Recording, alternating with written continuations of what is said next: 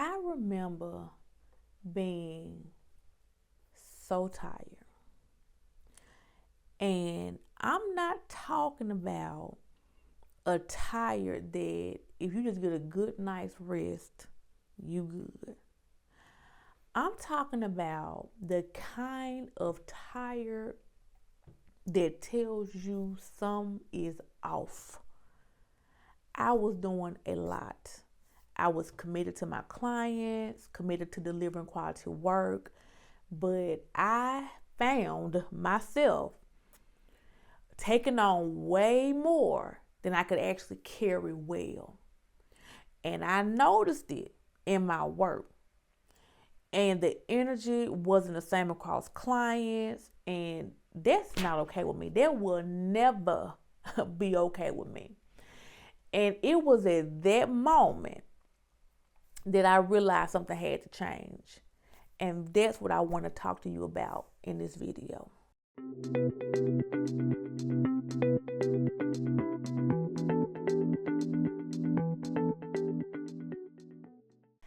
Hey y'all, I'm Dr. Teresa Fuchs McCarty, CEO and Global Innovation Consultant for McCarty Consulting, where we support mission-driven organizations organize the good work that they're already doing.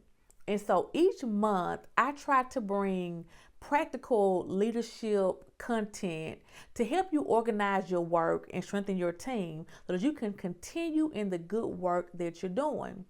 And so this month, we've been talking about commitment on social media. And so this video will also be about commitment. And I want to be clear about what that means. So commitment is not just saying yes. And it's not just about being willing to say yes. Real commitment requires three things: an honest look at your capacity, an accurate picture of your capability, and a willingness to communicate when things change. And we're going to talk through all three of those things in this video. But I want to start with the story that I mentioned at the beginning of the video, because I think it will provide a little bit more context, and you may even see yourself or you've been in this situation yourself. So when I was transitioning from my career to being a full-time business owner with McCarty Consulting, I was nervous. I was scared. I was a little sad because it was a hard decision, but I knew it was what I was called to do. But there was also this level of excitement of having my own consulting firm. And the same way that I cared about the work I was doing in my career, I cared about and still care about doing good work for my clients. You know, I truly want to serve my clients well. I want them to leave better. Like, I don't want things to be worse for them. I want things to be better for them. And so at the very beginning of that first year, I gave a lot of my time, like a lot. And giving your time is not a bad thing, because commitment requires giving of your time. That's part of your commitment, your time. But what I failed to do as a new business owner was stop and ask, how much of my time can I actually give before the quality of my work starts to suffer? Because I was capable. What I was committing to doing was things I could do. I had the skill, the training, the experience. I could do it. But capability and capacity are not the same thing. So capability is you can do it. I can do it. Okay, I can do it well. I can do this well. I had that. What I was running out of was capacity. And when capacity runs low, something pays the price. And for me, it was the consistency of my work, and it was my energy. I noticed that I was not bringing the same level of effort to every client. And let me be very clear, because you may know me, but if you don't know me, I want you to know this about me. I don't play about treating folks right. Like, you don't treat people the same, but you treat folks right. And if you are going to take someone's investment of their time, their money, and say you're going to do something, you need to do it. And I hold myself to that standard because I hold other people to that standard, right? And so I knew that this ain't right. Because what I give one client in terms of like effort and attention, that's for everybody. I don't care what the service is. I don't care if it's this type, if it's less or more, it don't matter. If I say I'm going to do it, I'm going to do it well, and they're going to get my effort and my attention because that is what I expect. And so that's what I do. And I began to notice because I was getting stretched so thin that I was slipping in that area. So I knew, like, hold on, I got to make an adjustment. That tiredness was a signal that I was overcommitted. So I want to talk about mindful commitment and what that looks like. And I want us to look at it from 3 perspectives: capacity, capability, and communication. So let's talk about capacity first. So before you say yes to anything, I want to encourage you to ask yourself this question: do I have the room to do this well? Is this something I can do well? And not like you can do it, but looking at your time, your energy, the bandwidth of your team, your resources. Like, you can be able to do something in one season that you're not able to do in another season from a perspective of capacity. You know, you have to look at all the things you're doing and the other commitments that you have already made, the other demands on your organization. Because saying yes when your capacity is already full does not make you more committed. It makes you less effective. And we, as organizational leaders, we want to be effective. We want our teams to be effective. We want our organizations to maintain a good reputation. And so we don't want to commit to something that we don't have the capacity to execute. Because just because this is something that we specialize in, we can do, does not mean in this particular season, at this particular time, we have the capacity to do it. We have the bandwidth to do it.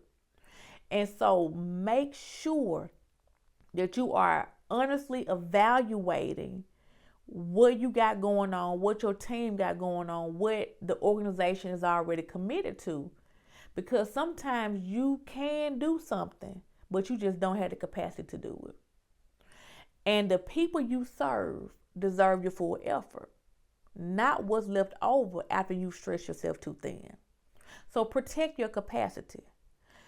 And remember that don't think like I'm doing less or I'm not doing enough. You're just trying to do what you have committed to well.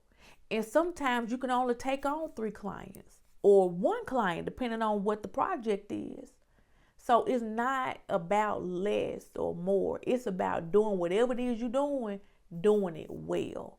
And so when you get to the point where you can't do it well, you need to evaluate. I want to encourage you to evaluate your capacity. So capability is another thing, because sometimes capability is lacking, okay? And capability is so important. And I think sometimes we get excited about opportunities and we say that we can do things that we know we cannot do. We don't have the capability to do.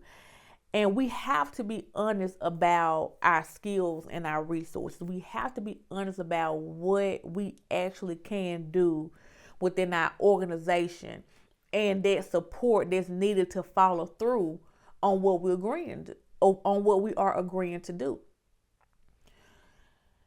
So it's like,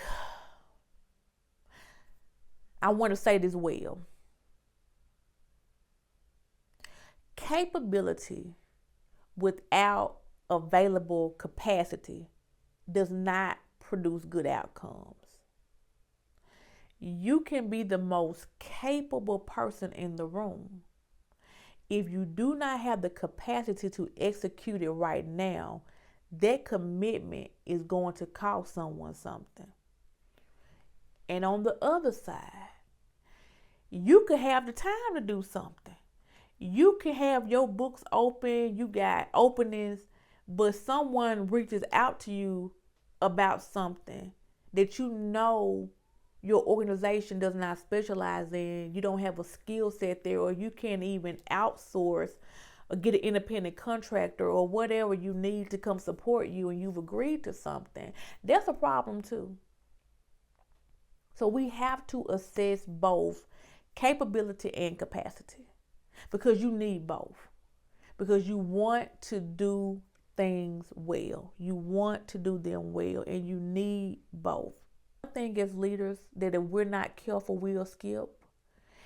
And this is the thing that can cause a lot of damage, is that when you have realized that your capacity is stretched or something's not coming together like you planned, you have to communicate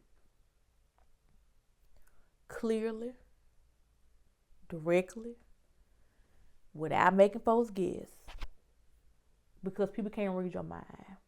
Your clients, your team, the people counting on you, they need to know where things stand. They need enough information to make decisions so they can adjust their plans and trust that you're being honest with them. So staying quiet when something is off is just not professional. And it creates confusion, it damages trust.